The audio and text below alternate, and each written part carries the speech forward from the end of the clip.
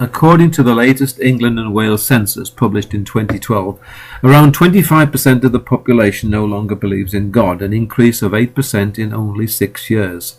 The equivalent figure for Scotland, published in 2013, was 37%, and subsequent independent surveys, for example the British Social Attitude Survey, have concluded that the current UK figure is well over 40%. The European average is higher still. Scandinavians, for example, with their atheist majorities, have traversed much farther along the road to the rejection of observant gods and extravagant ritual. The large increase in the proportion of unbelievers cannot be appropriated entirely to disaffection with either God or religion. It is clear that many people have become alienated by schisms over gay marriage and the ordination of women bishops, the stance against contraception, particularly in AIDS-ridden countries, the disqualification of divorcees from marriage in a church, and, perhaps most of all, the paedophilia scandals. The overriding factor, however, is simply this. As members of the older generation die, their unconditional belief is not being conserved by a skeptical younger generation. The religious baton is not being passed on as unerringly as in yesteryear, and it is notable that the Girl Guides, Air Cadets, and Boy Scouts have all been obliged to become more inclusive by removing any reference to God from their promises. This would have been unthinkable even 20 years ago, but it is a fact that, whatever doubts there may be about the educational standards of today, the young are generally better informed than their forebears ever were. We live in an age of communications, the like of which has never been seen before. Tim Berners-Lee, the British computer scientist and developer of the World Wide Web, is to be applauded for not seeking to enrich himself by surrounding his invention by a wall of patents. Instead, the World Wide Web became publicly available and ushered in a new age of enlightenment. News, debates and opinions are available to everyone 24 hours a day, and these encourage people, particularly the inquisitive young, to ask just one more question. It is the impact of the age of communications on knowledge, opinion and evidence-based decision-making that is pushing religion to the sidelines. The young are increasingly reluctant to accept traditionally held views, and it is primarily this that is hastening the move towards secularism. They are told that Moses parted the waters of the Red Sea, that Jesus was able to walk on water, and that Muhammad travelled from Mecca to Jerusalem on a winged horse at a speed that would embarrass a space shuttle. The younger generation finds these scriptural tales lacking in credibility simply because of their impossibility. Whilst tales such as these may serve to aggrandize religion for their elders, they serve only to devalue it in the minds of the young. Young people now know that the earth was formed about 4.5 billion years ago, which is emphatically at variance with scriptural accounts. They are aware that fossil and DNA evidence aged the first single-celled organism, a prokaryote, at around 3.6 billion years, and that the first creature with a complex cell structure, a eukaryote, did not appear for almost another 2 billion years. Such an inordinate length of time, they reason, is irreconcilable with an omnipotent, supernatural creator, namely God. Surely, of all the arguments that can be arraigned against the existence of God, it is the argument from time that is the most compelling. Recognition of the world's imperfections also causes the young to question God's existence. In the words of Lucretius, the ancient Roman poet and philosopher, had God designed the world, it would not be a world so frail and faulty as we see. Examples of poor design are illness, disease, predation, natural disasters, evil, cruelty and murder, particularly on religious grounds. When Sir David Attenborough, our most respected broadcaster, was asked whether his observation of the natural world had given him faith in a divine creator, he responded by making reference to the lower parasitic worm, also known as the eyeworm.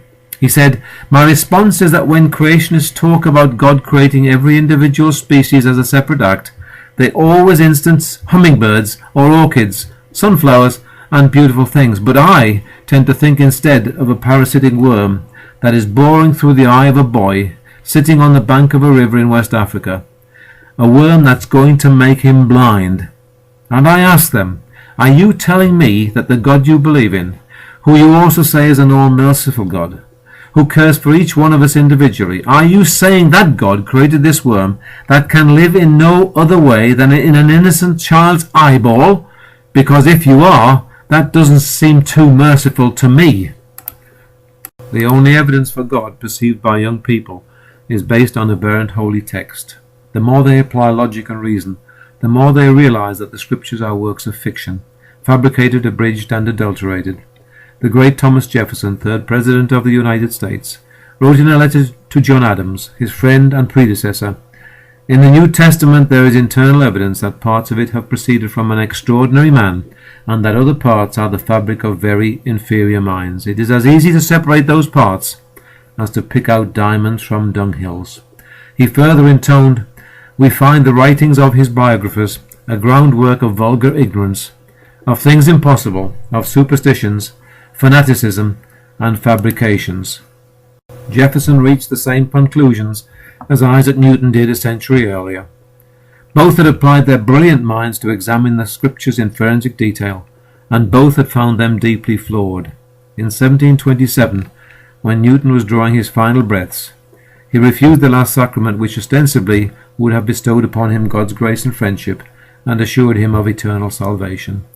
The most likely inference from this rejection of his priest's endeavours is that he had little or no belief in the afterlife or the kingdom of God.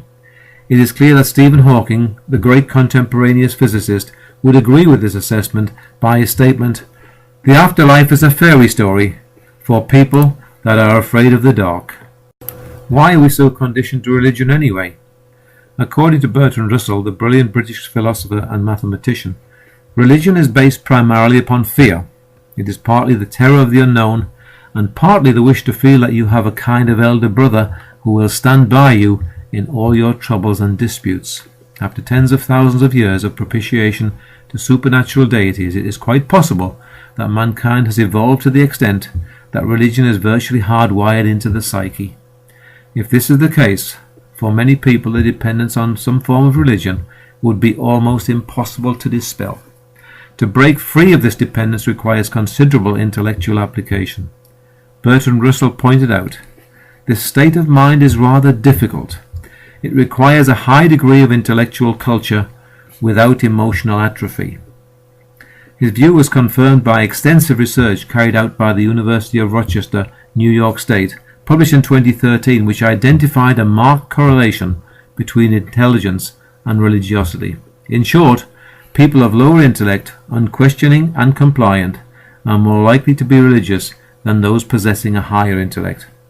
In reference to the scriptures, Russell added, "A good world needs knowledge, kindliness, and courage. It does not need a regretful hankering after the past, or a fettering of the free intelligence by the words uttered long ago by ignorant men." Another reason for the young to question the authenticity of holy text and God's existence is that countless prominent people they admire have done likewise. In 2007, Jonathan Edwards, the world's greatest triple jumper and son of a vicar, renounced his faith, stating, "When you think about it rationally, it does seem incredibly improbable that there is a God." Film director Woody Allen once said, "If there is a God, he's an underachiever." And who can forget comedian Dave Allen's famous line, "I'm an atheist, thank God." It is of course possible that God exists, but is not omnipotent, omniscient, benevolent and merciful. But if that were the case, why would you call him God? Even though beliefs in the supernatural cannot be falsified empirically, it seems the time will come when science gains dominion over emotion, and God will be consigned to mythology alongside Zeus, whilst the prophets will become regarded as unwitting impostors. By then, the ecclesiastical clerisy will have joined a long line of deluded holy men, and the debate about God's existence would simply be a philosophical one. Can God exist if nobody believes in him? Until then, religion's influence is likely to decrease exponentially, the decline leading to eventual oblivion.